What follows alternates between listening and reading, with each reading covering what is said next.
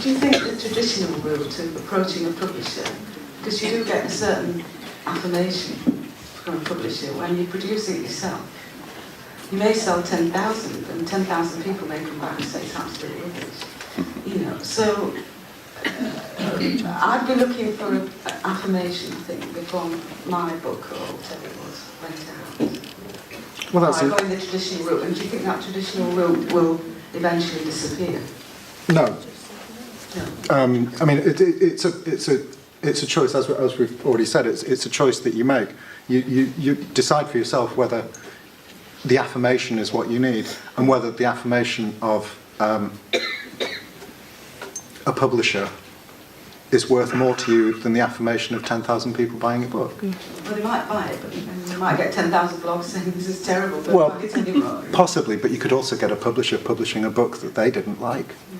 You know, It's not just the money, is it? there are It's market not just the forces money. at play. It's not just the money. Maybe not, but then, by the sound of it, the decision for you is that you want to pursue conventional publication to get that affirmation. And whatever changes we have in the industry, you know, whether in 2020 50% of books are e-books, that sounds low to me. There will always be the if you like, the top shelf, the prestige books. The books are not going to disappear, hard copy books.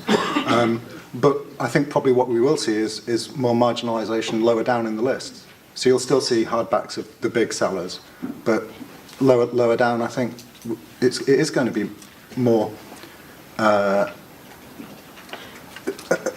shift towards electronic publication, which has lower overheads.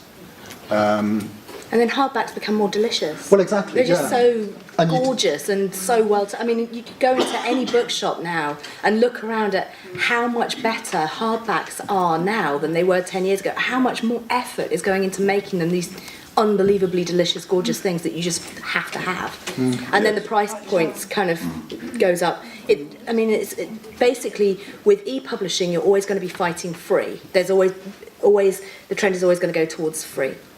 So there's all sorts of problems with e-publishing, particularly if you're publishing yourself, that you have to figure in when you're thinking of it as a business, rather than just a kind of, oh, my book's out there, because you can put up your book for free anyway. But yeah. But I hope you will pursue the conventional route, because a publisher isn't just going to sell more copies. Hopefully, they're going to give you a good cover. Hopefully, they're going to give you a good cover. They're going to edit your book. I personally take that very seriously, the whole editing process. Trying to make the book better. I don't delude myself I'm going to make it much better. It's a bit, in football terms, you can take a League 2 author and get them into League 1, a League 1 author get them the Championship, sometimes get a Championship author into the Premiership, but you're not going to get a League 2 author into the Premiership.